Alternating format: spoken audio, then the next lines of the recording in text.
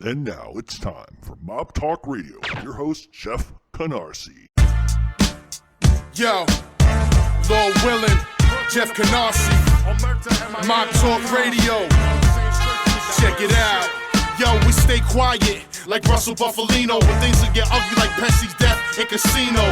Who do we know? No one, nobody. But we're all well respected like Della Croce and Gotti. I know wild nights, Havana nocturne. Light up a cigar and watch your spot burn. You'll get patty whacked, I'm tough like Irish dock workers. Run with guys, hooligans and block lurkers. Corner berserkers, street savvy soldiers. You better pay. Don't make me say I told you. Code you don't betray, I say what I mean. Providence and Brooklyn all the way to the Bean. I'd rather be unseen, like Vinny the Chin. I don't gotta go to Vegas to see cities of sin. Pull the pin, drop bombs like Danny Green. I write homicide like the murder machine. Lansky Luciano, mastermind the racket. Up in the clam house with a million in my jacket.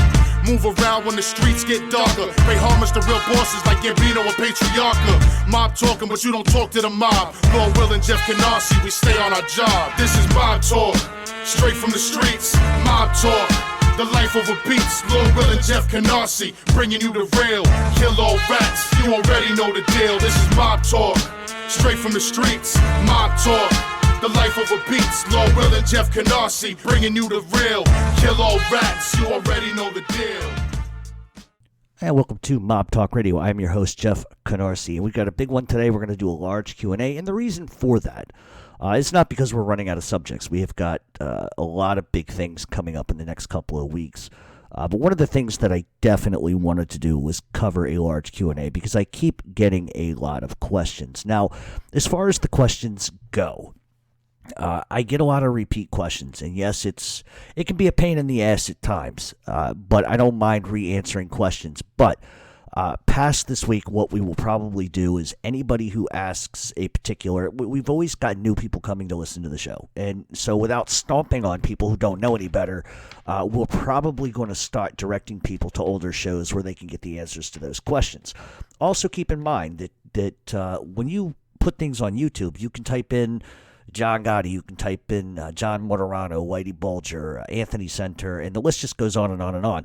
And if you type in a topic and then Mob Talk Radio, if I've done it, it will come up in the search bar. So if you type in Gas Pipe, Picasso, Angelo Ruggiero, beef, Mob Talk Radio, it's going to pull up the show where I talked about the beef between Angelo Ruggiero and Gas Pipe Picasso. So for future reference, excuse me, that's going to be the easiest way to find out if I've covered topics. And a lot of people have a tendency of asking me, did you cover this person? Did you cover that person?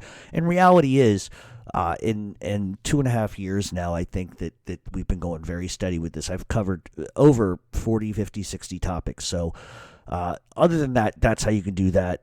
I try to answer every question that I can possible, but sometimes I just can't. A lot of people, and that's the other thing I wanted to add before I move on to something else, is that people have a tendency to ask me a question, and I have no problem with answering questions. I mean, I think that's what we're here for. That's why we do the Q&A.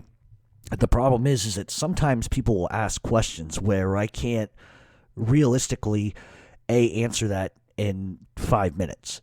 Sometimes the questions are, tell me about such and such a person.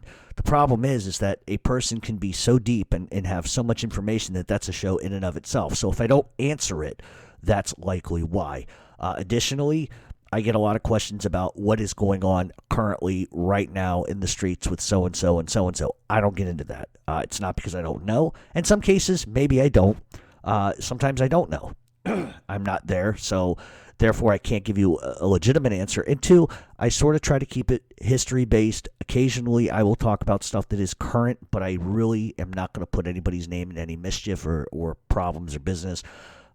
I leave that up to other people who are journalists and want to do that stuff. For me, I just kind of have this rule with myself that I don't do it. I did get a message asking me if I would do a show on Ron Pravity. I absolutely will not. The guy's a scumbag and a jerk off, and I try not to give informants any sort of leverage or any sort of show. Now, I didn't always do that in the past. So for those that are going to come at me and say, well, you did this before, you're right, I did. So I'm not denying that. But it's, like I said, a couple of, probably like 9 months ago, a year ago, I was done doing that kind of stuff.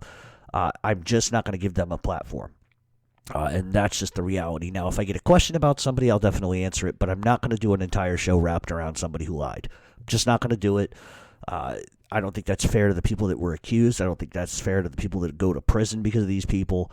So I'm not going to give them an outlet. Now, will I debate somebody on air? Sure, absolutely. I have no problem with that. I will definitely do that. But I'm not going to wrap a show and spend an hour and a half of your time and my time talking about a garbage pail. It's just not going to happen. Okay, so moving on to something else. I'm trying to figure out which one of these things I want to do first. Okay. All right. Here's the thing. On Facebook, there is a lot of fakes. I mean, a lot of fakes. I don't know necessarily whether it's people are naive and they want to believe what they want to believe, and somehow being friends with somebody they think is related to a gangster makes them feel tough, or what the case is. But there are three main ones that are on Facebook. One of them is Daniel Torbett Bonanno. His claim is he's Bonanno's love child. He's not. He's full of shit. He's lying.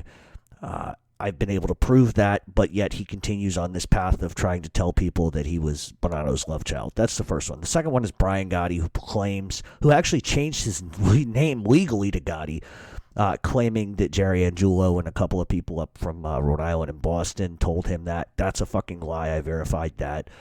So there are these types of people who will claim all kinds of outrageous shit. I don't know if it's because they're fanboys. I don't know if it's because they have like low self-esteem, that knowing somebody or allegedly being related to somebody makes them tough. But the reality is they're not related to anybody. They're telling a story, and the minute that you call them on that, they go ghost, they block you because they know. And so that's the reality. I've said it 100 times. Be yourself. Be who you are. It doesn't matter who you're related to, who married into whose family. It doesn't matter. It doesn't make you tough as an extension of somebody else. There's another one, Anthony Cicchetti, who's a pile of garbage. I said that I wasn't going to talk about the guy, and I'm really not. I really don't have an issue with the guy other than the fact that he's a lying piece of shit. And first of all, Anthony Casso verified he's never heard of the guy. The guy's lying. He's full of shit. That's the first thing. The second thing is this person is claiming to be the youngest made guy ever in the Lucchese Crime Family. That's another big fucking lie. The third thing is he's hanging out with informants. So do the math and ask yourself a very important question. If I'm friends with this guy and all he does is trash the Gotti family, he's the youngest made guy ever in the Lucchese Crime Family, and he's hanging out with informants, something doesn't add up. So do yourself a favor. Don't pay these people any attention, because that's what they want, is attention. I don't know this guy Anthony. I don't know this guy Brian. I don't know this guy Daniel Torbett Bonanno. I don't know any of these guys personally, nor would I. I think they're fakes. I think they're just trying to be something. And that's okay. There's nothing wrong with trying to be something and give yourself a little street credit if that's what you're trying to do. But when you hang out with informants and you're spouting all that nonsense, you have to understand that there are people in this world that are going to see that, who actually do know people who are going to go around and check. And when it all comes back that you're a joke and a laughing stock and it's all nonsense that you're spewing, you're building a fan base based on a huge lie which you can't prove, even though you keep making threats online and you're doing all this kind of stuff. I'm not trying to add drama. I'm just simply saying that stop believing that all these people are related to people, because they're not. They're fictitious. They're fakes. They just want attention, and they're going to get attention, but they're going to get it in a very negative way. Common sense. You're a made guy. What the fuck are you doing on Facebook? 1, you're not a made guy. 2, you're not related to Daddy Casso. That's another fucking huge lie. And then on top of it, then he's going to attack Angel Gotti. And I have a problem with that, because Angel Gotti has never talked to that guy in his life. He wishes somebody would talk about him.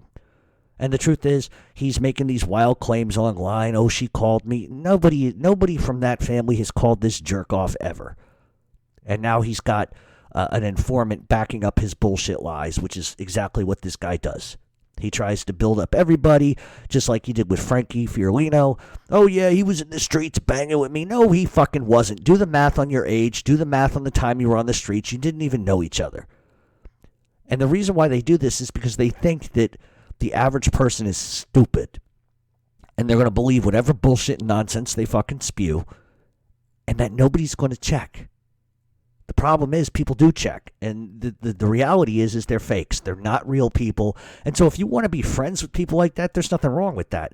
But just know that the bullshit is deep, and it gets deep very quickly. They're all full of shit. They're nobodies. But as a result, I'm sure now they're going to attack me because that's how these mental midgets fucking operate. You call them out on their bullshit, they have like a nuclear temper tantrum like you just slapped their mothers, and then they get personal real quick. That's what they do, and the reason why they do it is because they know they're frauds. They know that they're going to get called out on it. And at the end of the day, listen, whatever anybody says about anybody else, I can let those two people dispute it. I don't get involved in it. But when you're like making these outrageous claims about some serious people and you're lying, how pathetic are you? Like, at the end of the day, that's the most pathetic shit I've ever seen in my life. And if this guy wants to fucking run his mouth and come at me, fine, then we can talk about all his criminal cases of racist beatings and homophobic beatings and all the things that he does. Because if he thinks that we don't have shit on him, he's out of his mind. And that's the reality of it. It's not about exposing somebody. I could care less. If everybody wants to say they're related to fucking Liberace, go right the fuck ahead. But when you do that and you start lying and then threatening people and making these outrageous claims, it's got to stop at some point. And nobody's going to try to stop it. I really don't care. They can go on their little fucking rat nightclub that they all have together, and they can all kiss each other while looking at Sammy Gravano's picture, because that's what they do. That's what they do. Real people from the streets, and this is the last I'm going to say. Real people on the fucking streets. Honest to God. Ask anybody legitimately who has been in the streets if anyone will associate with anybody that hangs out with a rat, and they won't. That is the clue that people are full of shit. When you're bragging about hanging out with a fucking rat nonstop, that makes you a rat. Bottom line, end of story, period, exclamation point. Anybody that claims all this wild shit and is banging around with a fucking federal informant, who is a still federal informant, that makes him a garbage pail and makes you a garbage pail. And that's what makes everything that you say nonsense and bullshit and lies. And that's the truth. And I'll defend Angel Gotti at fucking vomitous levels over that. When these people make up these crazy things like, oh, she called me and she said she doesn't call nobody. So stop at your nonsense. Stop lying. Get a fucking job. Be somebody. You are a fucking stereotype of the Sopranos. That's all you are. That's where you get your lead-in from. You're not a street guy. You're a guy that watched Goodfellas. You're a guy that watched Casino. You're a guy that fucking watched The Sopranos. Maybe you knew one or two guys growing up.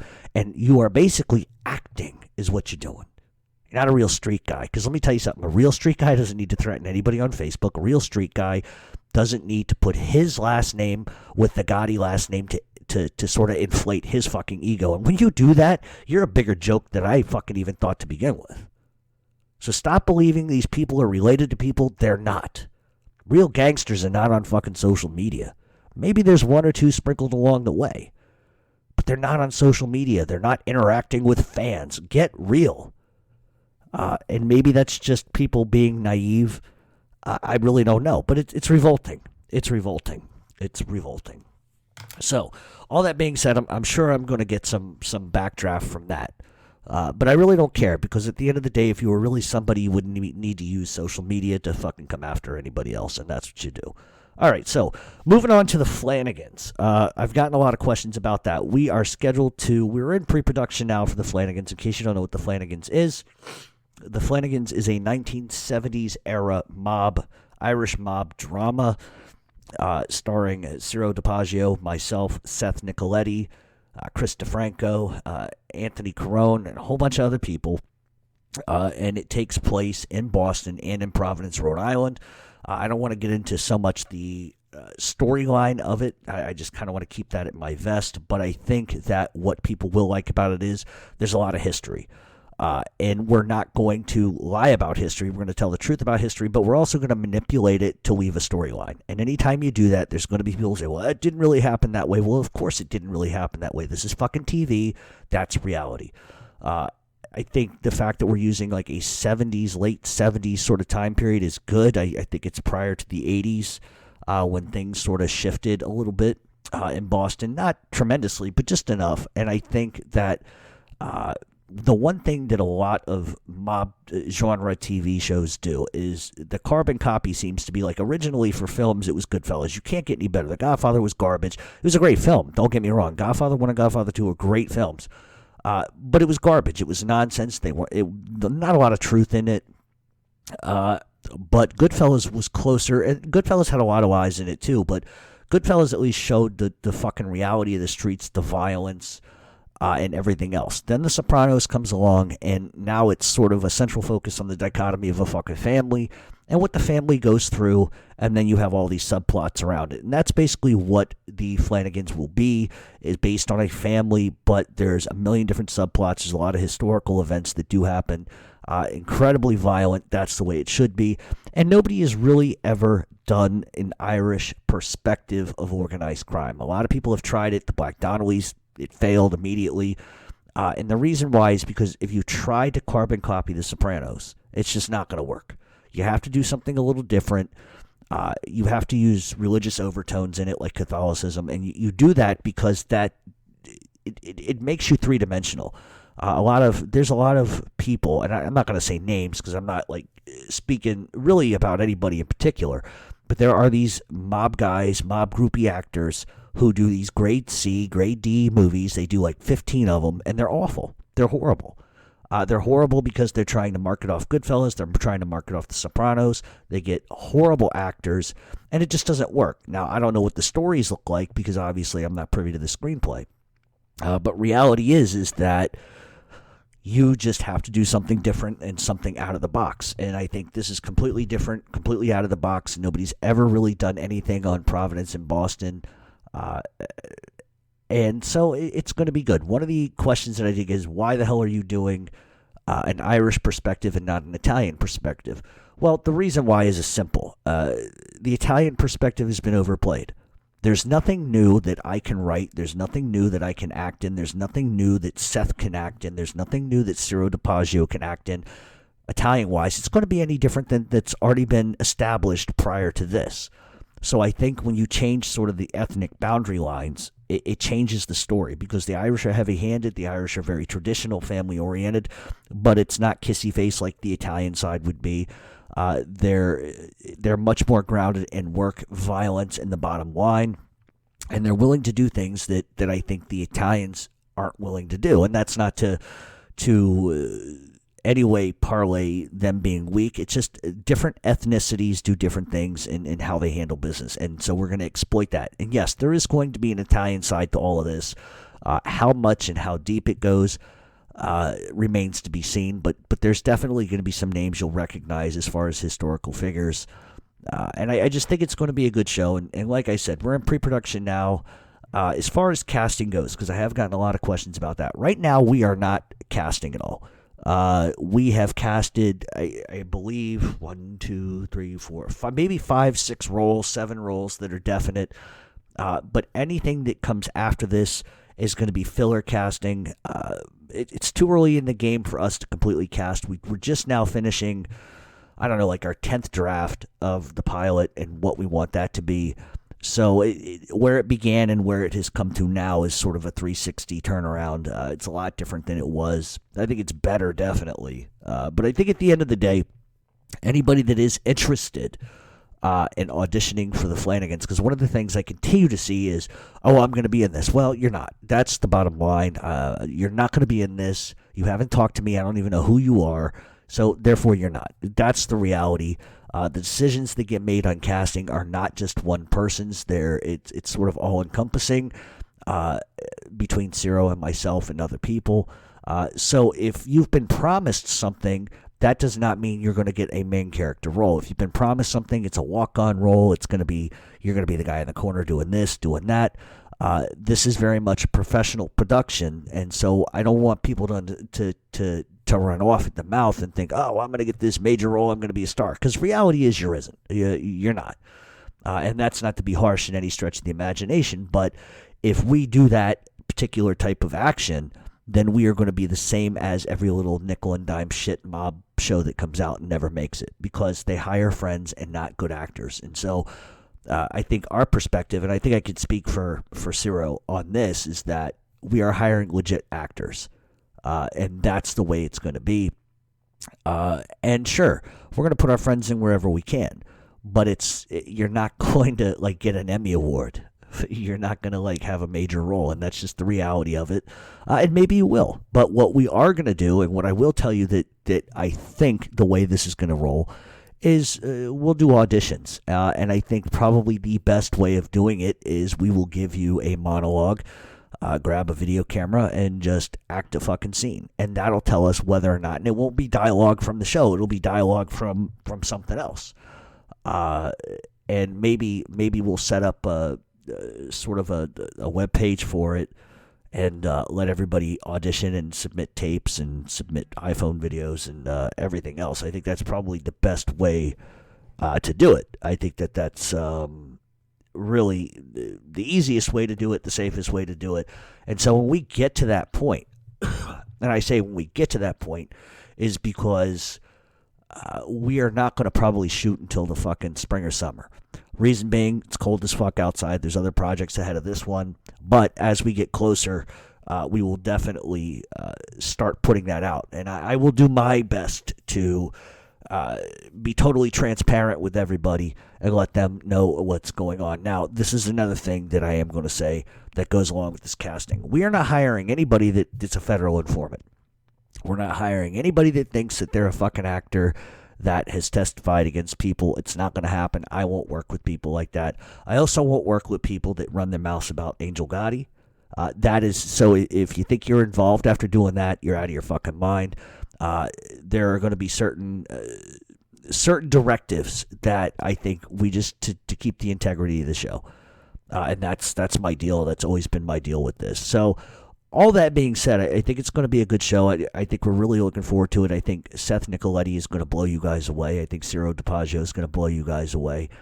And I think it's going to be exciting. So maybe what we'll do is I will get with my people and we will figure out a way for people to audition and submit audition tapes.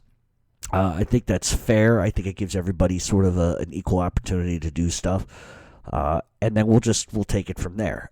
For people who want to come and watch filming, while I certainly don't have an issue with that, I don't think it's a good idea. I don't think having a gaggle of people watching this is really what we want. But like I said, as we get a little further ahead, I'll definitely start releasing stuff. Maybe we're going to do a Facebook page or something like that. I have not really thought about it at the moment, but we will definitely get something going in the near future. So if you are an actor or want to be actor, think you got the chops, then definitely audition. I don't think there's anything wrong with that, but please stop the narrative that you're going to be in it. Please stop the narrative that someone promised you this, promised you that, because if you have no idea who I am and you're not friends with me on Facebook, chances are you've got the wrong idea. And I'm not saying that somebody promised you something and now you're going to get mad about it. It's not that. The reality is everybody has a chance to do something, right? But also in that reality is that if somebody says to you, if I say to you, yeah, we'll try to fit you in, reality is that's exactly what we're going to do. But I'm not going to give you, I'm not going to go behind Ciro's back or Seth's back or anybody's back and give somebody a role without talking to them and without like ironing it out and looking at what our options are. So everybody's got a clean slate coming in. But reality is that nothing is promised to anybody. Yeah, sure. We can get you in somewhere. Sure, absolutely. We'll do that for our friends. But it's not going to happen the reverse kind of way. So, if anybody has any questions about the Flanagans, they can address Ciro, myself, Seth, whoever else. We've got a lot of good people coming on board. We got an Emmy Award-winning director. There are some famous people that are involved with this project now. So it's gonna get where it needs to get. But listen, like anything else, production-wise, you set a story to paper, you hire some actors, you film it. You're not guaranteed anything in life, right? But you put your best foot forward, you try to do something different that's not been done before, and that's exactly what we're doing. So, if people are listening to hear, oh, Netflix and Amazon and all of this other garbage, the reality of it is that you got to film before you can sell and before you can go to major platforms and stuff like that. You can't just say, oh, by the way, here's a painting I did or a painting I am going to do 6 months from now, buy it. It just doesn't work like that. So maybe we'll start releasing a little bit more information every week. I think that's probably a good idea. But any questions, anybody who wants to audition, do yourself a favor, do me a favor. Simply message me on the Mob Talk Radio page. Just say, I would be interested in auditioning. Here's my name. Here's my email. And then maybe what we'll do is we'll combine emails and then send out a mass email of, here's your monologue. Give us your best 2.5-minute monologue, et cetera, send it to us, and then we'll just go from there. I think that's the way to do it. I think that's the fairest way to do it. Black, white, Chinese, doesn't matter to me. I think we're looking for all different types, all different sizes, so it doesn't really matter. After all, it is a show. So, all that being said, coming next week, we are going to do a big topic. I am working on a show about Chuck Workman. If you don't know who that is, look up Chuck the Bug Workman, then look up his son, Chuck Workman, the former pro golfer. It's a great, fantastic book. I'm just about done with it. It's called From Murder Incorporated to the PGA Tour, the remarkable story of Charlie the Bug Workman and his son, PGA pro Chuck Workman. It was written by Chuck Workman, who just recently passed away, God rest his soul, with Peter Cimino. Peter Cimino is a great writer. It's a great book. There were a lot of surprises in this book, a lot of historical things that I learned that I didn't know, which obviously I looked up just to, ensure that it was realistic. But I'm really going to try to have Peter Cimino on the show. He's a great writer. Unfortunately, Chuck Workman passed away, the son, and I wanted to have him on the show, but that's not going to happen because he died on the 8th of this month. But if you've never heard of the Bug Workman, look him up. Jewish hitman, Murder Incorporated. His son had an incredible life too on the PGA Tour. I cannot stress that this book is just fantastic. So if you haven't gotten it, I'll read it one more time. It's called From Murder Incorporated to the PGA Tour, the remarkable story, untold story of Charlie the Bug Workman and his son, PGA pro Chuck Workman, written by Chuck Workman with Peter Cimino. You can definitely run out and get the book. It's a fantastic book, especially if you're looking for historical stuff about Murder Incorporated, the Jewish mob, the Italian mob. It's a great book. Run out and grab it. And we will have Peter Cimino on at some time to talk about the book, obviously, itself, because he knew Chuck Workman pretty well, I would imagine. So, all that being said, we'll have a brand new topic next week, along with the Q&A. Now, as far as the webpage goes, and then I'm going to shut the fuck up so you guys can get to what you came here for, which is the Q&A. The webpage is slow going, and the reason being is I sort of, and when I say this very loosely, I sort of have some investors who are willing to get into the show for a little bit of cash, and so we're trying to work out what is pleasing to everybody. So my goal was this month. I don't think reality is going to be that. It's probably going to be pushed off to February because it's slow going, because we're trying to figure out, it's a lot of work to do, and it's a lot of information to do. And I also have other projects that could complicate that to the extent that might push it back a little bit more. But it is coming. We are moving to a pay site. That's the reality of what we're doing. A lot of people aren't going to like that, but at the bottom line, it always will be, is you got to make a living, and that's what we're going to do.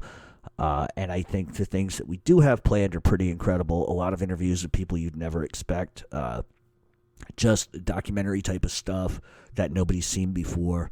You're going to get a whole bunch of radio shows out of me, an additional radio show out of me, which has nothing to do with organized crime, another radio show with Scott, who does British gangsters and serial killers via Manchester, United Kingdom. So there's going to be a lot of stuff, and you're going to have in-depth articles and et cetera, et cetera. So it's going to be a one-stop, 24-hour shop of just mafia everything, tons of merchandise. The paintings are going to be out. We're going to have 20 or 30 different ones, and they're not too expensive. So there's going to be a lot of unique stuff that's going on. As far as making any of the website free, probably not going to happen. And the reason being is because it's going to cost money to do this. We've got to get it back. And I just think that, and this is not cockiness or bravado, but there's not many people that can do what I do. And that's just reality. It's not ego. It's just I'm good at what I do. You could go to Jerry Capisci's site, Gangland News, and you could pay $5 a fucking month and get 4 sentences, and that's what you're paying for. Not on this site. It's going to be comparatively priced, same exact price almost. You're going to get 10 times the volume and other things. And you'll have direct access to the Flanagans and some some backdoor stuff with the Flanagans that nobody else knows about. So we're going to do a whole bunch of things, but like I said, the closer we get to next month, the more I'll know about that. I just have a lot of people that are involved in it, so it's just a collective effort. So all that being said, we're going to take a break. When we come back on Mob Talk Radio, we are going to get into the Q&A.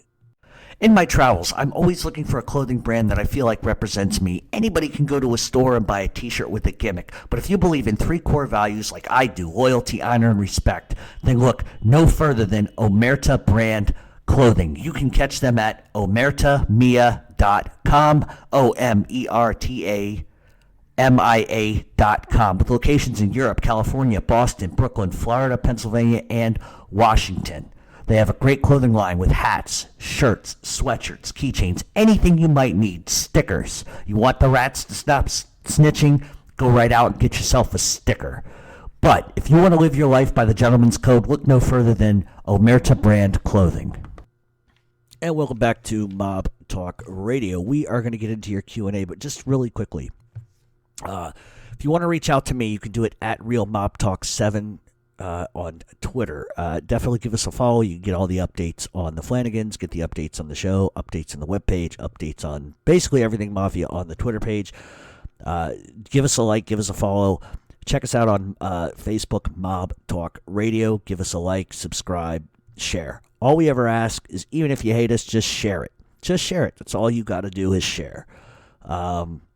Also, any threats, complaints, hate mail, you know where to send them. You guys always seem to figure it out. So, all that being said, also, I wanted to say, I'm not going to get into the drama that is Facebook and some of the what do you call it? Some of the shit talking that goes on Facebook. And I really wasn't going to particularly go here because it's a situation that has gotten out of control, a situation that's beyond ridiculous. But I will say this. To the benefit of some people. There are a lot of people that are playing two sides to the coin on Facebook especially. They like to create drama. They like to create gossip between people. And I know who you are. I mean, I get messages from everybody. I'm just past the point where I'm going to indulge it. And I'm past the point where I'm going to have a narrative. I'm good at what I do. My show's a success. My fucking webpage is a success. I don't need to get into a piggly-ass back and forth with a bunch of nobodies, because that's what you are, is nobodies. So we're going to leave that right there. I'm no longer going to indulge it. I just, like I said at the beginning of the show, I had a sort of, not a beef, but just like stop, following these people that are nonsense and fakes. If you want to go ahead and do that, that's your business. I don't care at the end of the day. But I'm no longer going to indulge that kind of shit. I think people that come to my show don't need to hear that. I don't think that they need to, listen to me rant and rave about stupid shit. So I'm not doing it. I'm pretty much done with it. If somebody directly attacks me, I'll handle that in a different way. But I'm no longer giving credibility to these people, and I refuse to give credibility to anybody that talks shit about me. I refuse to give credibility to anybody that intentionally goes behind my back and tries to ruin me. And they're all the same 6 or 7 people every time anyway. The same ones that sit in the goofy fucking strip club with Sammy Gravano. They're all the same. They all shit talk, and it's no longer important. We got to move on to other things, and it just ends up distracting me from what the bottom line is. So all that being said, if you come to the show to hear me scream, motherfucker, rant and rave and all of this stuff, yeah, you're still going to get a little bit of that. But I'm done feeding into the nonsense. I need to move forward, and that's what we're going to do. So we've got a bunch of questions. I'm going to try to get to as many as I can. Once again, if you submitted a question and I don't answer it, typically the reason why is because A, it's sensitive information and I can't.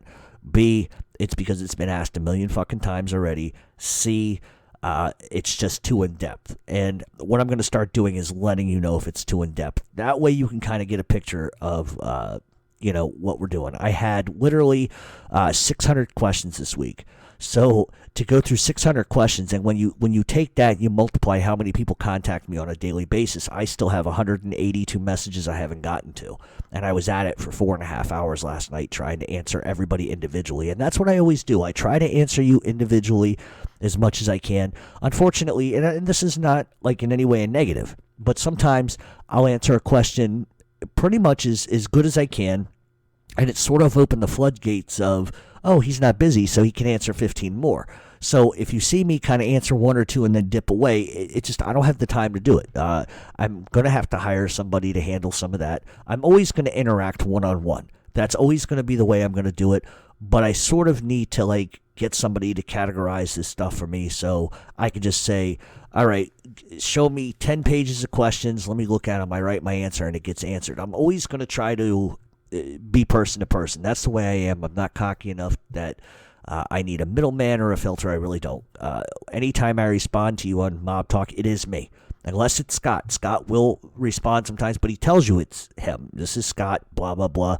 But I will always try to interact with everybody. I think that's important, especially if you take the time to ask me a question. I'm definitely going to take the time to answer you back. But I can't get to everybody. It's just reality. I could sit here for the next week, not do another show, and sit here for 10 hours a day answering questions, and it's never going to end.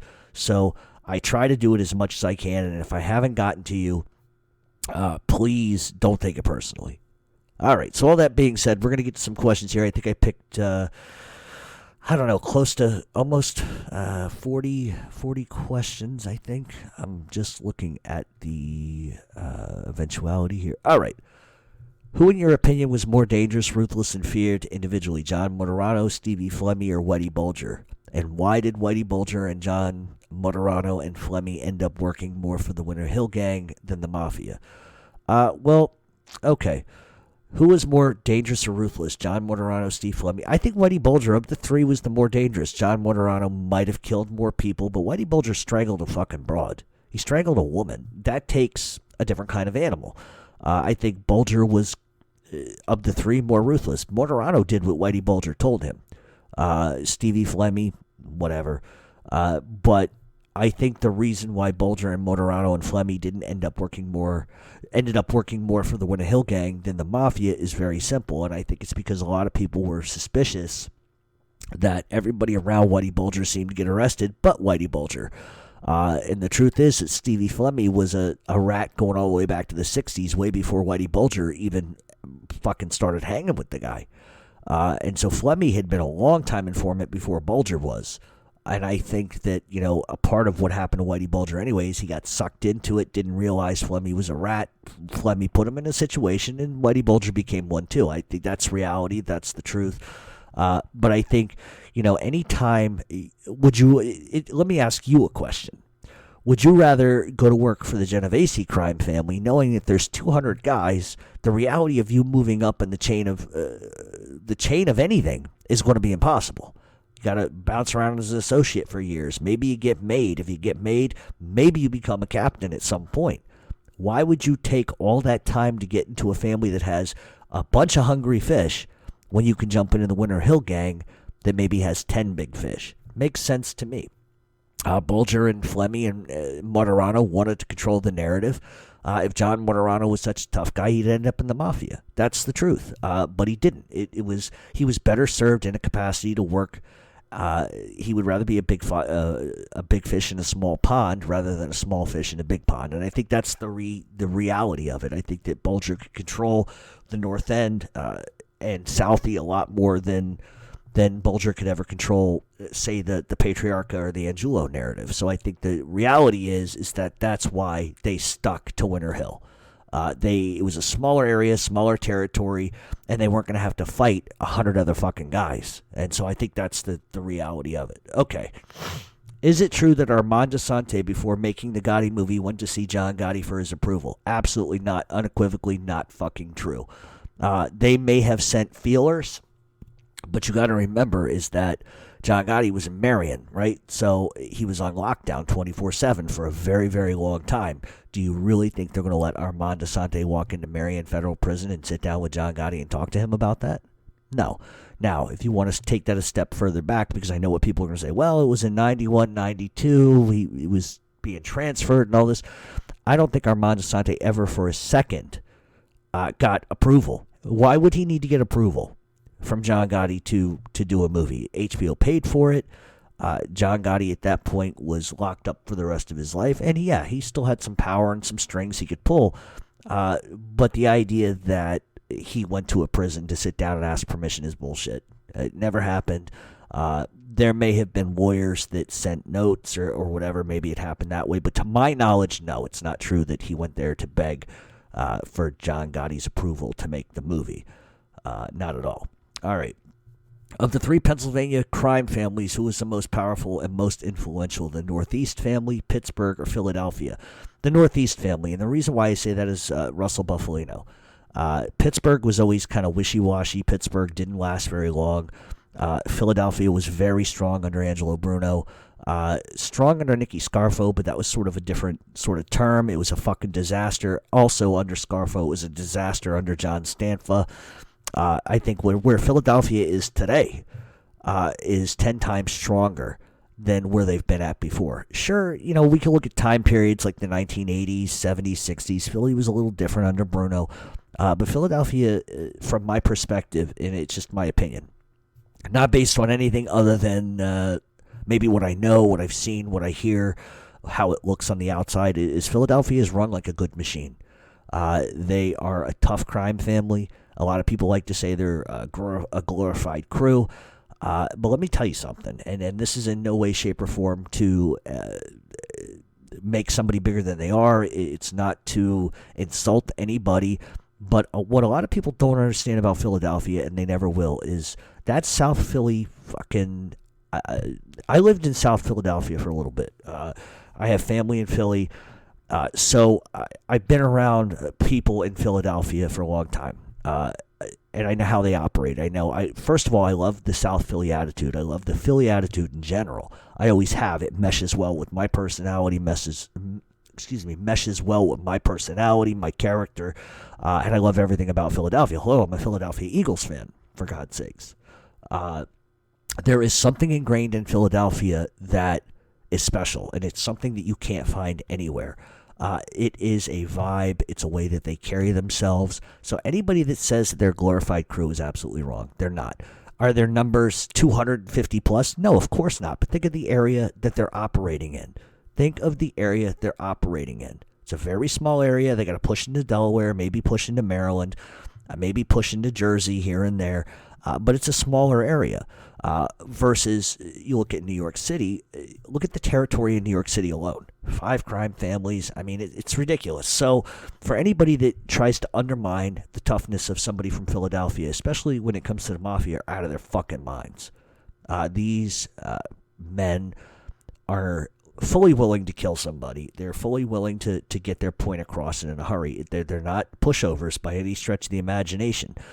These are guys who mean business. These are guys who want to make money. These are guys who will put you out of your fucking misery if you get in their way. And that's the reality of it. That's not to put some sort of murderous kind of thing attached to Philadelphia, but it's reality. And I will tell you this, and this is the God's honest truth, and anybody that tells you that I'm not true, well, all right, so be it. I have had experiences everywhere that I've ever lived. I've known knockaround guys my whole life. I have never in my life been treated more respectfully, never in my life been treated more nice by anybody in that lifestyle other than Philadelphia. New York guys, they treat me fine. But it's different. Philadelphia is just right to the point. Hi, Jeff. Hi, this. Hi, that. Shake hands. How you doing? How's family? How are things? They're good people. Regardless, see, I can separate what happens on the streets versus what happens in the press versus what somebody is like away from all of that. And that's the thing that people on social media don't understand about the mafia. The mafia does what they need to do. They take care of their family, their children, their friends' families, but when they have to do things that that society deems and immoral and etc., they just do what they have to do. And that's the reality of it. I'm not saying it's good. I'm not saying it's bad. I'm indifferent to it all. But outside of all of the press clippings, outside of what politics and people say about them and what books say about them, sitting next to somebody, having a cup of coffee, smoking a cigarette, whatever, and just talking to them about everyday life, there's 2 different personalities that are involved in that life. There's the business side to whatever they need to do, and then there's the personal side. And any time that I've ever met anybody from Philly or been friendly with anybody from Philly, they've been nothing but good to me. Nothing but good to me. So, for anybody to say to me that, and I got off on a fucking rabbit trail here, but for anybody to say to me that Philadelphia's a glorified crew is bullshit. They're good guys. They protect people they care about. I cannot say anything good enough about Philadelphia. I've always loved Philadelphia. I always will. It's like a second home to me. If I could live anywhere else, that's where I would be. And I cannot say enough good things about those guys. They're all very, very respectful, very good guys, very hardworking guys. And you can't believe everything you read about them either. Let me tell you that much.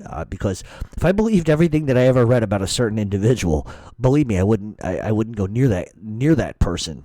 Not even within 200 fucking miles of that person. But I think that people like George Anapukia, because that's his new name, Anapukia, and Dave Ratweiser like to make more out of it than there really is. And that's just the reality. But of the three Pennsylvania families, the reason why I said the Northeast family is because Pittsburgh pretty much take them off the table. Philadelphia didn't have the numbers, and they never had the leadership. Now, when I say this, I don't want anybody running off sideways with this shit saying, oh, look at him. He's saying nasty shit about Philly now. No. If you take Russell Buffalino, okay, I don't care who you put next to him, that guy had power beyond what Angelo Bruno ever had. He controlled a lot of things. We've talked about Russell Buffalino a lot, some of the historical things that he has been involved in. Type in Russell Buffalino Mob Talk Radio and it'll pull up all the times I did talk about him. But the reality is that I think he, specifically Russell Buffalino, is likely the most influential from that area. Now, if you want to talk in terms of today, I think one of the unique things that Philadelphia has done is Philadelphia has a lot of powerful ties to New York and to Rhode Island and to Boston and everywhere else. And I think any time that you branch out past what your territory is a good thing. It makes you more powerful. It gives you more people to lean on when the time comes. So Philadelphia is doing some interesting things. And I think that, Philadelphia is, I don't want to say stuck in a time capsule. I would not want to say that about those guys. But for me, it's like nostalgia. It reminds me of the old days with these guys. They're very shrewd. They're very tough. They're very quiet, and that's the way you should be. And a lot of people, I think, should take lessons from that. All right. Do you think another Lucky Luciano will ever come along and reconstruct the mob? Maybe do away with the five families, come together as one under some sort of conglomerate, maybe sort of regrouping since Bonanno spilled the beans on the current system, and it may be wise to evolve and reconstruct the organization. No, I don't think so. And there's a simple, is there ever going to be another Lucky Luciano? Absolutely not. He was one of a kind, the godfather of the American Mafia as far as I'm concerned. Maybe do away with the five families. Never going to happen. Let me tell you why. Too much ego, too much money to be made. Could you imagine the five families coming together as one and naming one boss? So you're neutralizing the four other bosses, and it would be easier for the government to get to them at that point. If they put themselves under one umbrella, it's going to be so much easier for the government to infiltrate them. You're going to have quadruple the rats, quadruple the eyes. It's going to be harder for them to make money that way. So I don't think you're ever going to see them coming under one umbrella. Greed and ego is never going to allow that. All right. What do you know about the Harlem Purple Gang and what was their relationship with the families? What led to their decline? This is a very big question. This is one of the ones that I was talking about that really I could get in depth with for 2 hours. It's actually a show in and of itself. But for the sake of it, I probably can condense it a little bit. Listen, the Purple Gang of Harlem, they were sort of an independent gang of Italian-American hitmen and heroin traffickers and dealers who pretty much dominated the drug trade in East Harlem and in the Bronx in the late 70s and early 80s. They really weren't an official mafia crew by any sense of the imagination, but they were affiliated and worked close with the Luccheses, with the Bonannos, and the Genoveses. But of all of the families that they were very tight with, it was the Genovese Crime Family, and that is probably likely because Harlem was Tony Salerno's territory, absolutely unequivocally. The group was named after the Purple Gang in Detroit, which 50 years prior to that was a ruthless mob of Jewish gangsters who effectively controlled Detroit in a million different ways. The Harlem Purple Gang really sort of hit its stride in their peak of strength in the 70s. And it was only Italian Americans from Pleasant Avenue between 114th Street and 120th Street. They had around 30 members and about 80 associates. According to the FBI, In the 1970s, the gang was responsible for 17 homicides, and many of those were done as organized crime family favors for other mafia families. And they were pretty much subcontractors in every sense when it came to murder, and they would end up kicking back to pretty much every single mafia family that was sort of, obviously the five families. They pretty much began as a street gang and morphed into a really sort of a small organized crime family in and of itself. Now, it wasn't recognized that way, but what they were absolutely able to do in a very, very short period of time was take over a lot of territory, and sort of how this all went on I'll get into, but many of the founding members were actually related by blood. Originally, when they began moving into the narcotics trade, they were simply delivery boys, nothing more, sort of just standing out of the corner, playing peeky-poo, looking at the cops, and just informing of, look, we got a cop coming. Just basically stand on the corner watching out for cops. But they started as delivery boys, and they were really looking out for other drug dealers and other crime family movers and shakers in the narcotics business. But it wasn't really until 1973, when a bunch of organized crime figures were arrested for drug trafficking, that they sort of started making inroads. And these were the types of men involved in the French Connection, such as Louis Inglesi and Carmine Tramonti. Those guys were movers and shakers in the French Connection to begin with. And once they went away, there was sort of a power vacuum that would ensue. But with both of those guys off the streets, there was a huge power vacuum, and the Purple Gang stepped right in, and they would go on to be the biggest independent drug distributors, but also became drug distributors for all five mafia families, and they would move into other traditional rackets, sometimes on their own and sometimes on the behalf of other crime families.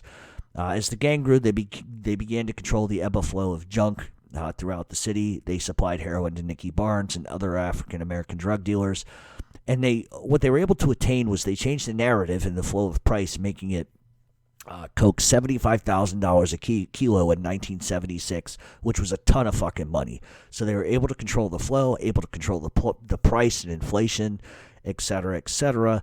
The gang would do hits for mob families, but they're not your average sort of mob killers. They would decapitate, dismember, and stab people to death. And one of the problems that they would end up having was the gang itself began to get a little bit too out of control, and they began to kill people at will. And they were killing them in really fucking grotesque ways. And mob guys didn't like it. They felt that it brought too much heat. They were getting out of control. And even if they were considered independent, many of the gang members had relatives actually made members of the mafia inside mob families. But eventually the gang would have infighting and would just get way too reckless for their own good. And then the 80s came rolling around, and there were a ton of arrests. And that pretty much destroyed the gang. However, some of the guys that were involved in the Purple Harlem gang would actually be absorbed into the 118th Street crew. Some were became made members of the mafia, including Angelo Prisco and Daniel Leo. And that was pretty much the end of the Purple Gang. You can actually look up more information if you need sort of a better storyline, but that's the most I can do because I don't want to sit here for the next 3 hours trying to do it. All right. Do you know anything about the Luciano court case here in Iowa? Found a newspaper clipping in my grandmother's stuff when she passed away. I did a lot of research, and I could not find a single thing about Lucky Luciano being in court in Iowa. So if anybody does find that, post it at the Mob Talk radio page, and that way the person that asked the question can see the information, but I was not able to find a single thing. All right. Would you ever do a show on Ron Previty? No, I would not do a show on Ron Previty because he's a fat fuck who hated Joey Merlino. No, I will not talk about Ron Previty at all. Not going to happen. All right. We know the Hells Angels are strong in Canada, but how strong are the pagans in the United States? They're strong. They're very strong. They're a tough group of individuals who have really rivaled the Hells Angels in a lot of ways. I am not that familiar with biker gangs to give you a distinct, let me give you a fact number, or let me give you 16 digits that will explain what I'm talking about. But I think the reality is listen, for every one criminal group, there's 10 others that maybe not as big, not his name brand, that are just as fucking serious. And the Pagans are no fucking joke. They never have been a fucking joke. They're very strong guys. Absolutely. Very strong in Philadelphia. I'm not sure how strong in New York, to be honest with you. I live literally a couple of blocks away from the Hells Angels Club here in New York. So, the Hells Angels are strong in Canada. The Hells Angels are strong in California. The Hells Angels are strong wherever they're at. But they have their beefs with other groups, and the Pagans are no fucking joke. All right. What caused Arnold Rothstein to die? He was shot during a meeting at the Park Central Hotel in Manhattan. He survived the initial shooting, but died 2 days later on November 6th. Okay. Rothstein, according to many sources, there's a couple of stories as to why Arnold Rothstein was killed. It depends on which story you read and what you want to believe. I happen to know what I think is the most realistic reason why he was killed. But the first one is that he owed $325,000. And keep in mind, that was about $4.5 million today. And he owed it as a result of a high-stakes card game to which he owed a debt. And he refused to pay the debt, saying that the game was rigged, it was fixed, and he was not about to pay fucking anybody that fixed the game. There was another story that Dutch Schultz killed him in revenge for retaliation for his friend Joey Knoll getting killed by Jack Legs Diamond. The reality is that he was killed because he was wealthy. He was killed because he had several rackets that were very lucrative, and Lansky, Luciano, and Benny Siegel wanted his empire. You can say he owed money. That would have been the ends to justify the means. They would have said, look, this guy owes money, etc., etc. That would have been the excuse to put on the street to kill him. But that's not why they did it. I happen to believe the reason why they did it was, sure, he may have owed money, but that's not a big deal. I think a lot of it is he had an empire, and I think a lot of guys wanted it. A lot of guys wanted to get him out of the way to take it over, because when he died, guess what they did? They split up his whole entire empire very quickly after that. I think it also helped propel their case killing Rothstein because of the Jack Legs Diamond issue. Sometimes in the mob, what we see is they use two issues that are on the street. You owed money, and he pissed off Dutch Schultz. They will use that information, put it out on the street to justify what they're going to do, but in reality, it's a greed and it's a power move. A lot of people believe it was Meyer Lansky who met with Dutch Schultz to ask him to kill Rothstein, with the plan being that Chuck the Bug Workman would then, in return, kill Dutch Schultz to keep Schultz at bay. So if we're going to believe that theory, okay, Schultz has an issue with Jack Legs Diamond, okay? Then you add the fact that Rothstein has money issues, or he owes money. Luciano, Meyer Lansky use this to their advantage. They use it to their advantage because they wanted Dutch Schultz the fuck out of the way. He was going to create problems. So they go to him, get him to kill Rothstein based on a couple of different things. He does it full well knowing they've already talked to Chuck the Bug Workman about killing Schultz as quick as possible after that happens. That's one of the things that I tell people all the time about the mob. It's not always about personalities. It's not always about money. It's not always about business. Sometimes it's a multi-tiered reason for why people get killed. It's not as simple as, you disrespected me. Sometimes it was. In the case of Benny Siegel, that's exactly why he was killed. A lot of people don't understand. They really believe that Benny Siegel was killed for skimming. They believe that Bugsy Siegel was killed for his shit with Virginia Hill. But reality is, there was an incident that happened between Benny Siegel and an Italian-made guy. Virginia Hill, first of all, was skimming. Benny Siegel was skimming. Those two things are very fucking true. Virginia Hill, sort of a loose broad. She would fuck everybody to throw it in Bugsy Siegel's face. And one of the things that happened was Bugsy Siegel walks into a fucking establishment, catches her giving a guy oral sex, and he about beats the guy half to death. Turns out the guy he almost beat half to death was an Italian-made guy. And the Italians ruled. So it doesn't matter what Benny Siegel fucking thought. He was out of line. He wasn't married to her. So therefore, he couldn't use that argument. Meyer Lansky wasn't about to step in line and tell Lucky Luciano, no, we got it all wrong. We got to protect him. Listen. No matter what anybody ever tells you about Benny Siegel, he was skimming, he was hanging out with actors. Virginia Hill was running her mouth, stealing money as well. In fact, they found Virginia Hill dead on railroad tracks not a couple years later, so she got what was coming to her. But Benny Siegel was killed for a lot of different reasons.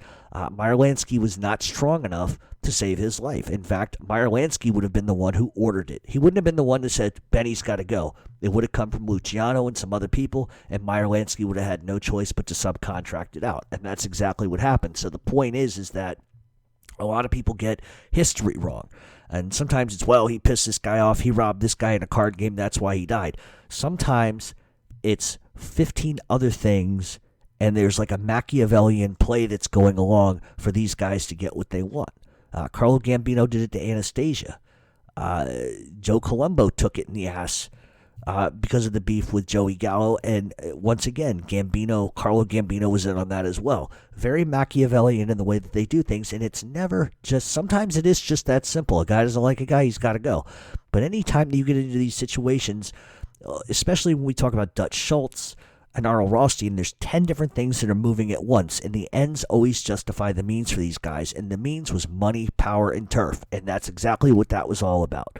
What was Arnold Rothstein going to do, grab a gun and go to war? Not going to happen. Dutch Schultz was a dangerous fucking individual, but he had to go, and it's just the narrative. So always think outside the box with these guys. It's never as simple as, well, I just didn't fucking like him. All right. Why was Eddie Wino targeted? Eddie Wino was killed by the Mafia cops Louis Ippolito and Stephen Caracappa on the orders of Anthony Gaspipe Casso, and the reason for the hit has really been twisted a million times over the years. It has been said that Eddie Wino was killed to send John Gotti a message for the death of Paul Castellano. 100% not true. In fact, Frankie DeChico was killed allegedly also as well because of the Paul Castellano hit. That's not true either. What it was there was a beef between Angelo Ruggiero and Gaspipe Casso over drugs.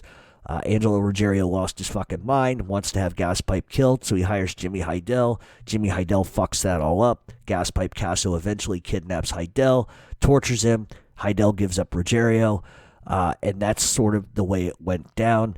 And basically, the Eddie Wino hit was Gaspipe's revenge on the Gotti crew for what Angelo Ruggiero tried to do. Has nothing to do with Paul Castellano, has nothing to do with Vinny the Chin Gigante. People have distorted this story a million fucking times. Casso was a fucking maniac.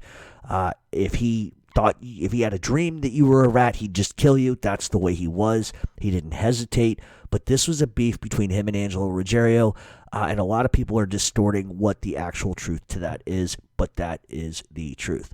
All right, would you ever consider doing a show on some British gangsters like the Essex Boys? Honestly, no, and there's two reasons why. One, I don't really know a lot about British gangsters in general. Two, they're not organized like the American Mafia is, and I would rather prefer to let somebody from Europe or the UK do that because they would know that better. There's a different system to how things operate, and if I don't know something at least 85%, I don't go in, and I don't go in because it's like I'm doing you a disservice if I do. So I'm going to typically let Scott Williams Collier, who does the serial killer stuff, I'm going to let him handle that because I think that he's got a better take on British gangsters than I do. Okay.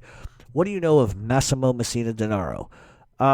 Listen, that's a show in and of itself. I know a lot about that guy, but that's a whole entire show, and that's why I'm not going to answer that question, just because it will take me an hour and 10 minutes just to get through his life in general. All right, why is Sammy the Rat on MTV? To my knowledge, he's not. I'm guessing that this person is alluding to that fucking slob Karen Gravano having her Made in Staten Island TV show, which is a joke, which is revolting, which is disgusting, which is nothing but stereotypes, living off her father's reputation, which is shit. He's a garbage pail. As far as I know, he's not on MTV. If he is, that's even funnier. I'm sure he will be. Because for ratings, they got to put a wet rat on TV. Sammy Gravano's a bullshit artist. He's been reduced to selling his autographs on eBay. That's how pathetic he is. Listen, the guy is persona non grata. He's nobody. This is a guy that got absolved of 19 murders, killed a 17-year-old boy named Alan Kaiser, which his daughter never fucking mentions. He doesn't even fucking mention. And then goes out and sells drugs like a pimp to a bunch of kids, gets involved with like white racist people. His daughter gets arrested. His wife gets arrested. His son gets arrested. He gets arrested. Fuck them. They're all junkies. They're all garbage pails. But I know people will watch that show just because Karen Gravano has made it her life's work to be the trailer park trash of the Italian community, and that's just the way it is. And I can just say it no further than that. Anybody that wants to watch it, great for you. Good for you. May fuck them. All right.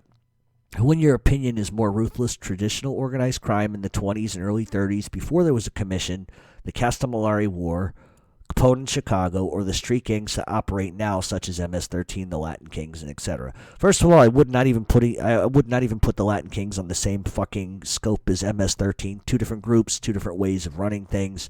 MS-13 is completely fucking ruthless, whereas the Latin Kings are dangerous, but not in the way that MS-13 is. But I think more ruthless, MS-13. I don't think that there is... You can't... Listen, back in the 20s and 30s, pop. They're trading, gunshots back and forth between each other. They're killing each other. But these are guys who are killing other criminals. These are guys who are killing each other in the streets. MS-13 will kill your fucking mother. They'll kill your kids. They'll cut their heads off. They don't give a fuck. Latin Kings are not like that. I know a lot in Latin Kings, and they are not the type that... They're not going to cut your daughter's head off. They have at least some semblance of morality where if they have a beef with you, they're going to take it up with you. They're not going to hunt down your family and do that. And that's the difference, I think, between Italian organized crime from the 20s and 30s to MS-13 today. There are no bounds on the brutality and the gruesomeness of the shit that they fucking do. So I think that it was more treacherous. I think it was more treacherous back in the days, but I think they're more ruthless today.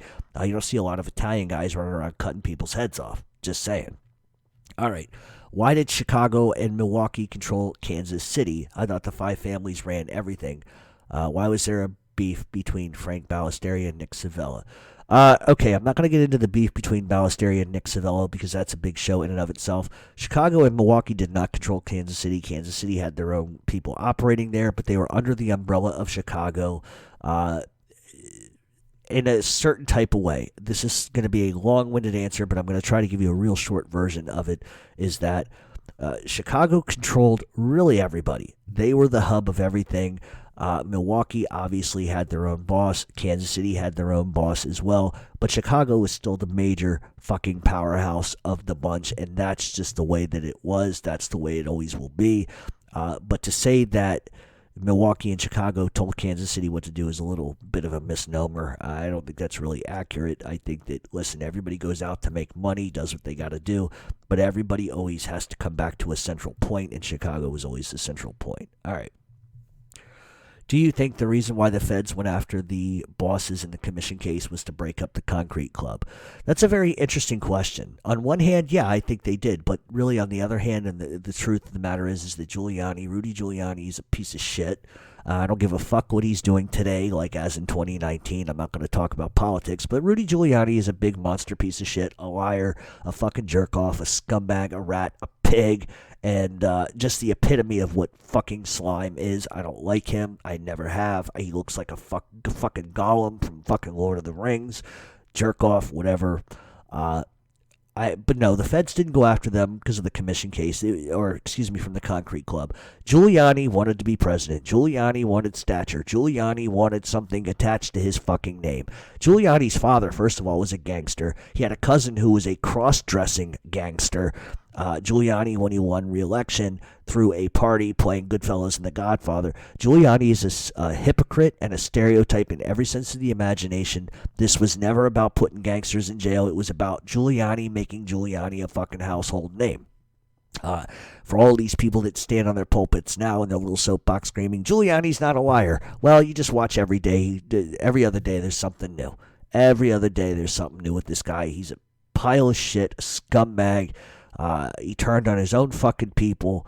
His father was a fucking gangster. His father robbed banks. His father did prison time. So for him to have some sort of morality issue in 1980 about John Gotti and the commission case is hilarious to me, because his father was a gangster. His relatives were gangsters. So the idea that he somehow has some sort of moral compass is a fucking joke. But no, I don't think that's why did they want to break up the Concrete Club? Sure. But that wasn't it. Giuliani wanted to fucking be somebody. And that was the case where he became somebody, and that's just the truth. All right, what can you tell us about Tommaso Gagliano? First of all, I can't tell you much right now because that's, once again, a show in and of itself. All right. Why did the Chicago outfit under Accardo and Rica,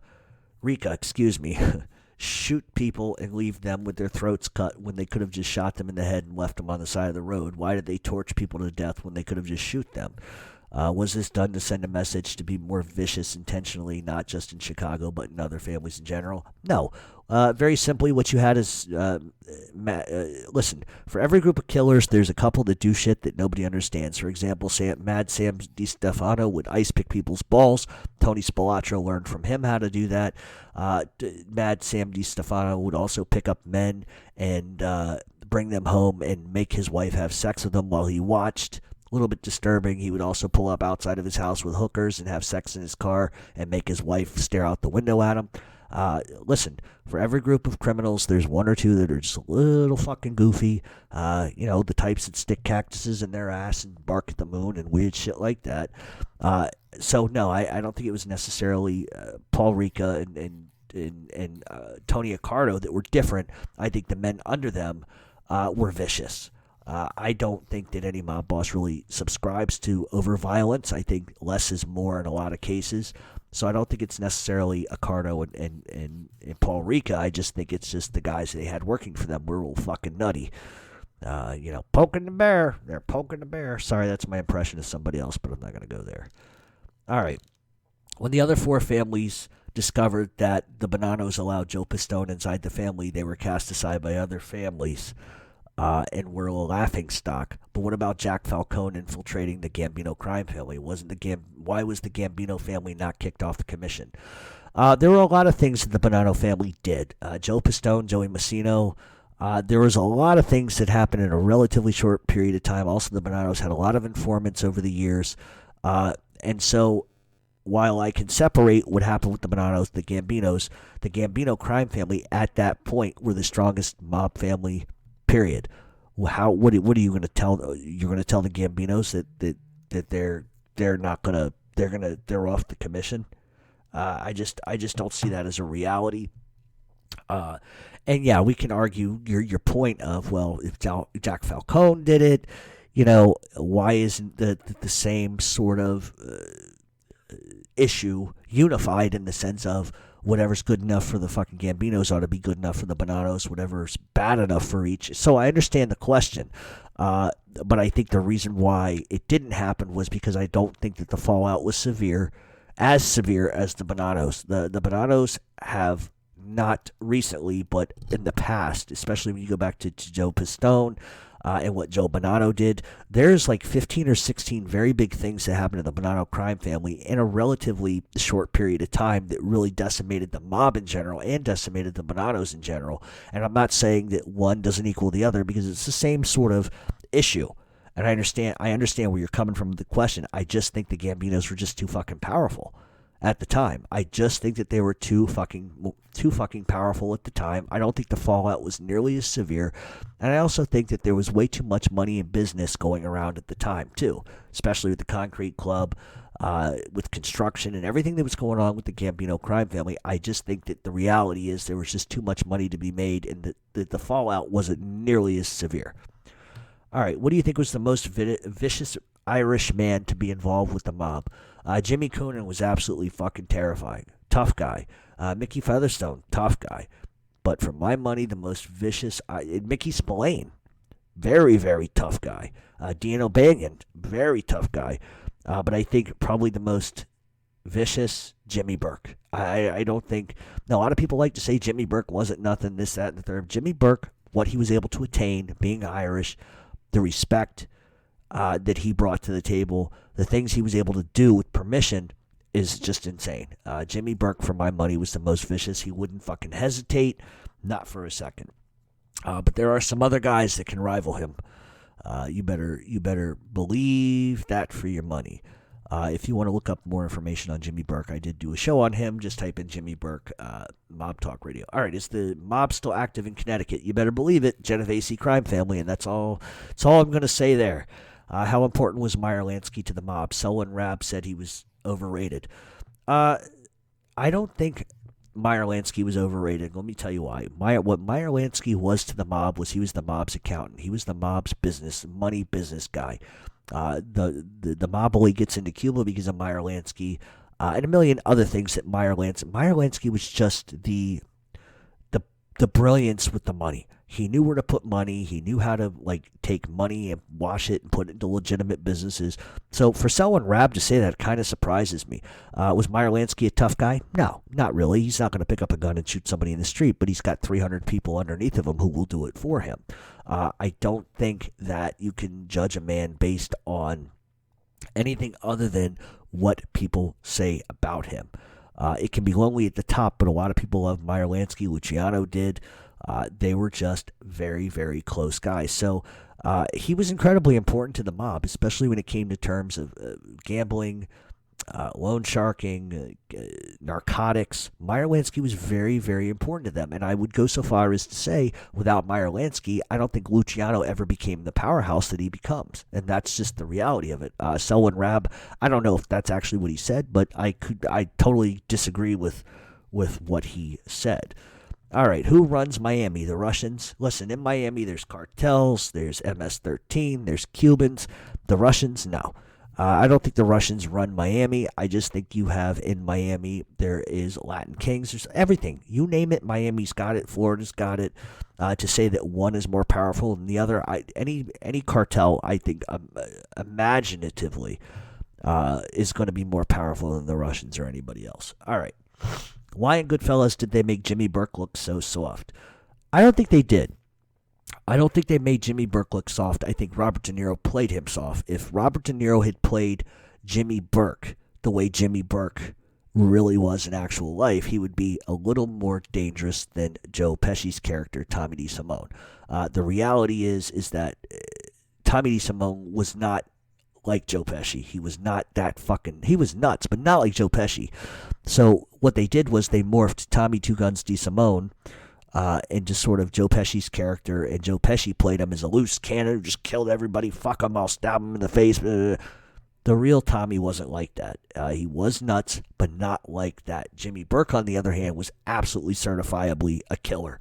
Did not fucking hesitate to kill anybody under any circumstances. So I don't think that Scorsese made him look soft. I think that De Niro had to play him in a way that didn't overtone what Joe Pesci was trying to do. Because then you have two of them, and then they look completely crazy. If anything, I thought that they made Henry Hill look more tough than he really was in real life, to be honest with you. All right, who'd win in a fight? Ron Previty or Michael Franzese? Oh, that'd be a good one. I think Ron Previty would beat the shit out of Michael Franzese. Franzese would have to put down his purse long enough to fight, which, he wouldn't want to get his nails dusty and dirty. And Ron Previty, Ron Previty, I don't like the guy. He's a rat, piece of shit, nothing. But I don't think Ron Previty would have a problem beating up Michael. Michael be too busy putting his lipstick on. So Ron Previty wins in a fight against Michael Franzese. How many Italian La Cosa Nostra members or crews have been busted for human trafficking or child porn? A, I don't know why you would ask this question. B, human trafficking? No, never. Child porn? I'm sure there have been some guys that have distributed it back in the early days because that's what a lot of people seem to want. It makes me sick to even fucking say it, but there's unfortunately a market for that kind of disgusting, vile shit. But gotten caught for it? I don't think anybody. I can't think of one off the top of my head, nor am I going to look that up because that's just vile. So I don't know. All right, why did you decide to do an Irish mob drama TV show, not Italian? I already answered that. Do you think a family assigning someone to be a snitch is a good strategy nowadays? First of all, nobody's ever told anybody to snitch. I don't know where you got that information from, but it's not reality. If you're talking about pleading guilty, that's something totally different than being told by a family to snitch on somebody. Families do not order members to snitch on other people. It just doesn't happen. It's not true. All right, how come New York didn't support John Stanfa in his war with Joey Merlino? All right, I answered this last week, I think, but the short version of that is that New York was not going to get involved in that mess. New York had already gotten involved in it by allowing Nicky Scarfo and sort of setting the scene for Angelo Bruno's demise. Nicky Scarfo takes over ultimately after Chicken Man Testa. They weren't about to get involved in it because they didn't want to be in any part of that, especially after Philip Leonetti becomes a rat and tells on everybody. Philip Leonetti did a lot of damage to the New York mob along with Sammy the Bull Gravano. But the reality is that they were not about to intercede in a war between John Stanfa and Joey Merlino. I think it was better for them to just kind of stay out of it, let the chips fall where they might, and that's why they did it. I don't think it's not necessarily they didn't support either one. I think they just stayed the fuck out of it. All right, your thoughts on Michael Franzese. Is he full of shit? 100% full of shit. Michael Franzese, here we go. 1, he can have his Jesus racket going, fine with me. Don't give a fuck. 2, he has claimed that when his father Sonny got out of prison, he was with him. That's a fucking lie. Go on YouTube, type in John Sonny Franzese interview. You'll see what I'm talking about. At one point, Michael's mom needed money. Sonny was in prison. Michael refused to help her out financially when she needed it. Sonny gets out of prison after doing his last bit. Michael doesn't come see him. It's all lies. Michael is all about Michael. Michael testified against Norby Walters. He also who he called his uncle. Norby Walters was a racketeer who was basically shaking down the Jackson 5, Dionne Warwick, and a bunch of other celebrities. And Michael testified against him in court, and Norby Walters, who he called his uncle, ends up getting federal time for that. He also testified against a fucking janitor who worked for his father. He also got time. So, let me ask you a question. If you go and you testify against someone in court, albeit federal, civil, or state, and they get time as a result of your testimony, that makes you a fucking rat. That's number 1. 2, he gave the FBI he gave them a list of made guys' names and which family they were in. Rat. That's rat move number 2. 3, anytime Michael does an interview, he talks about John Gotti. He didn't know John Gotti. He talks about beating John Gotti in cards. Never played cards with John Gotti. Talks about besting John Gotti in a property dispute. That never happened. Let me tell you something. Michael Franzese. Oh, let me add this one to it. Michael Franzese. I started the gas tax scheme. No, he didn't. The Russians did. He tried to jump in on it. It was Gas Pipe Castro who told him to fuck off. And then it was through Gas Pipe that Michael was allowed to come in. Michael didn't make this a billion-dollar company overnight with his ideas. He tried to steal an idea. He got slapped around over it. Then he just falls in line like everybody else. All 5 families share it.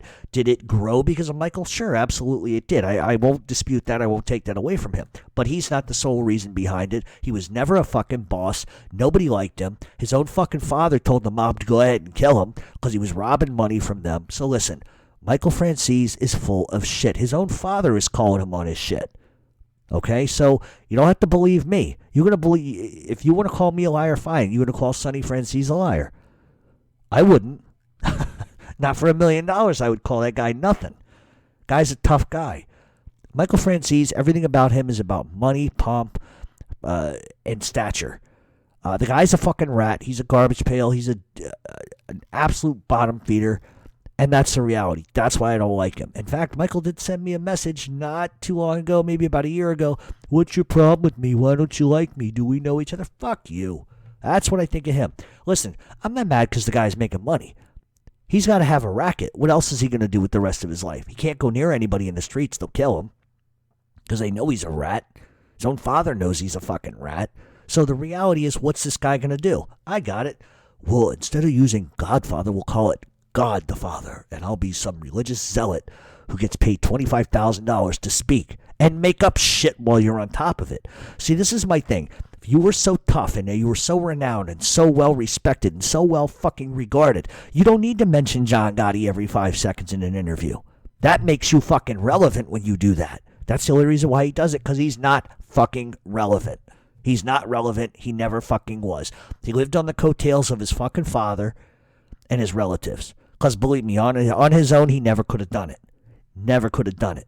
So that's the reality. He didn't leave the mob because he had some fucking moral moment where he said, Jesus, come into my life, and I'm no longer going to be a horrible, evil person. No, he got fucking chased from the mob. He was done. He was a rat. They got rid of him. Shelved. See ya. Sayonara. Go fuck yourself. And the ass with a cactus. But he's going to twist it. And I had this meeting with Jesus. Jesus told me, fuck you and Jesus at the same time. You wouldn't know what Jesus looked like if he was pounding it in your ass. And listen, that's going to insult a lot of people, and I really don't give a fuck.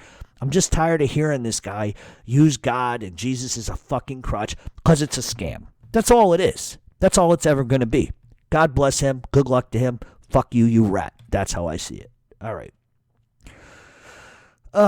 Is the mob still active in New Orleans? Yes, they are, but it's not like they were. The Marcello crime family, as it was known, still has a lot of territory and land, but I don't know specifically how strong they would be. But listen, the mob is never going to die in New Orleans. It's always going to be there, but it's to what extent? All right.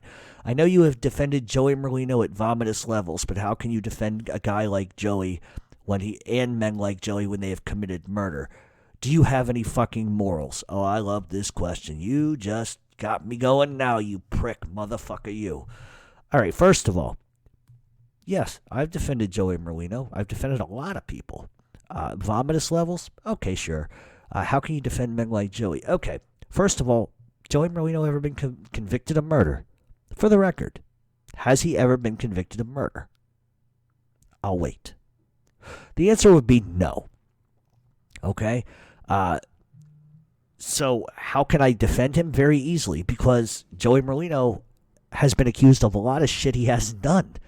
I think if we go back to his last trial without rehashing all of the shit that J.R. Rubio, that little fucking scumbag jerk-off rat humper that he is, lied at every turn. He lied at every fucking turn. So what? Joey takes a guilty plea of gambling. What the fuck is gambling? All of you people that go, oh, gambling's a horrible fucking thing. How is it a horrible thing? You guys don't go to the bar on Friday nights and bet in the 50-50 or whatever the fuck it is with football? You guys don't $5 parlay bet? You think I don't know that? You think I don't parlay bet? Come on. Everybody does it. You gamble fucking putting your pants on in the morning and not catching your fucking prick in your zipper. You gamble walking out the front door to the truck's not going to fucking hit you. So why is gambling illegal? Because the government wants your fucking tax money. So do I have morals? Absolutely, but I'm going to tell you where I draw the line. I draw the line when the government's able to take your home, take your money, make your wife go to the poorhouse and your kids go to the poorhouse just for being accused. Do you people know what the fucking RICO Act is? Just on an accusation. They're not going to prove it. On an accusation, they can take everything you own and never give it back. But meanwhile, they drag Joey Merlino into fucking court, right? They accuse him of all this crazy shit. He ends up doing an 18-month bit for fucking gambling. But yet the cocksucker that fucking rats on him, Lane Kreisberg, gets to keep his mansion, his money, his fucking $300,000 cars. He doesn't pay no fucking penalty. Doesn't do no fucking prison time. How is that right? Because society's become such. The government has become such. The fucking feds have become such where if you tell on somebody, we'll reward you. No matter what you've done. Look at Sammy Gravano. 19 fucking murders, killed a 17-year-old kid. They rewarded him. That's my point. So when you ask me if I have morals, I ask you, where the fuck are yours? Where the fuck are your morals? You'll probably sit at home and beat on your fucking wife, you jerk off. That's probably what you do. Morals.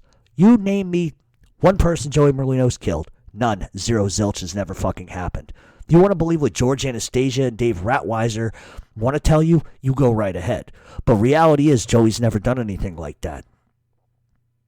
In fact, tell me anybody that's remotely in his little circle that has done that. Tell me one. And give me details. And I also want you to fucking tell me of anybody that was convicted of that that was surrounded by Joey or any of them guys. You show me a case where a fucking rat didn't stand up and say he saw it or he was involved in it or he heard somebody talk about it. Because reality is, guess what? You're not going to be able to tell me that. Rats fucking lie. That's what they do. Am I saying Joey Merlino's a fucking priest? No. Am I saying anybody else remotely around him is a fucking priest? No. But what I am telling you is, when you come to me with this bullshit and this nonsense of fucking where are my morals, where the fuck are yours? You're the same type that tells your kid to go to school and rat on another kid.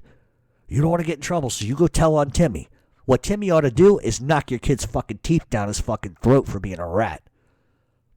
You're the same person that's going to vote for everybody that testifies against for everybody. In fact, you're probably in the fucking Mafia Informant fan club, and you get their fucking newsletter with jizz stains all over it. Front to fucking back. So don't give me this shit about fucking morals. How I live my life is one way. Any other person around me or I know chooses to do with their life is their fucking business. If they treat me well, they treat me with respect. Who the fuck am I to even judge what they may have allegedly done? Prove it to me. Prove it to me. Jerk off. You talk a lot about Italians. Can us Jewish folks get any love?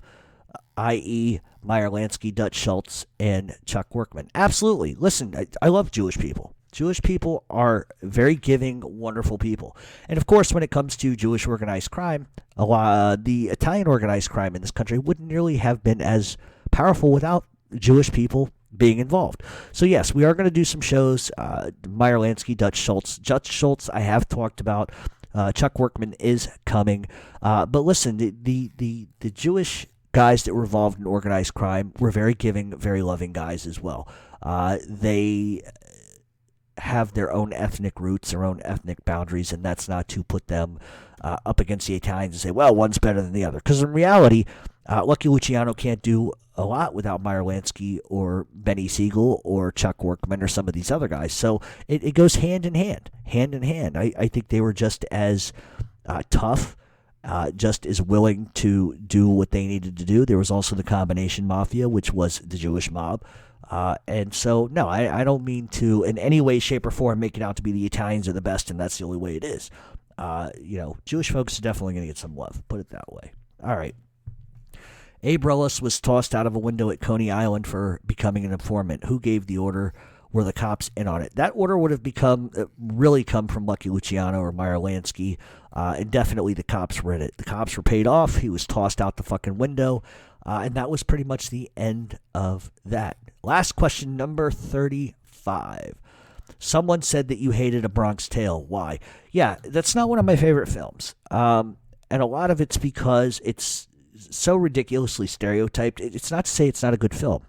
I don't know what it is. It comes on and I get a little annoyed by it because I think Chaz Palminteri is a little full of shit.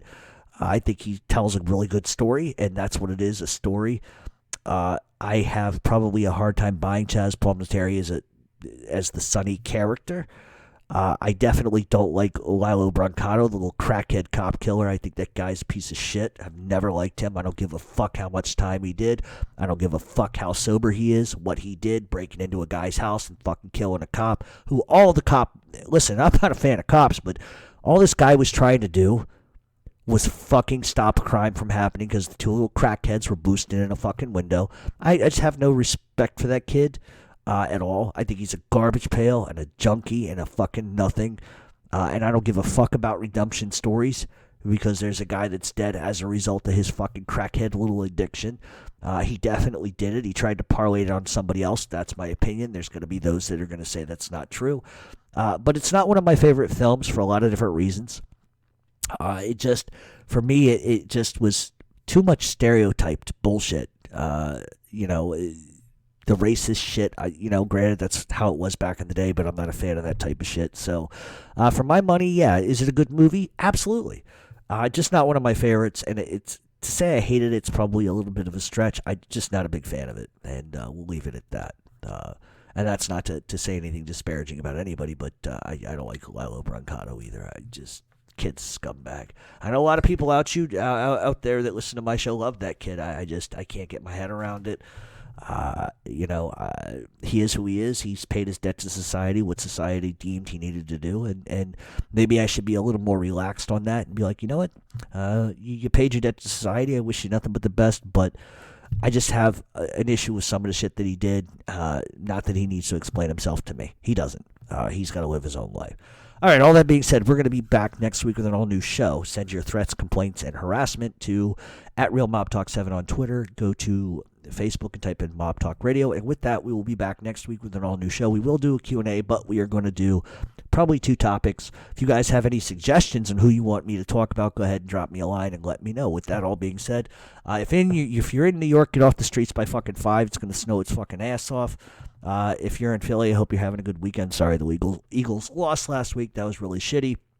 And for anybody else that's out there, we will see you next week.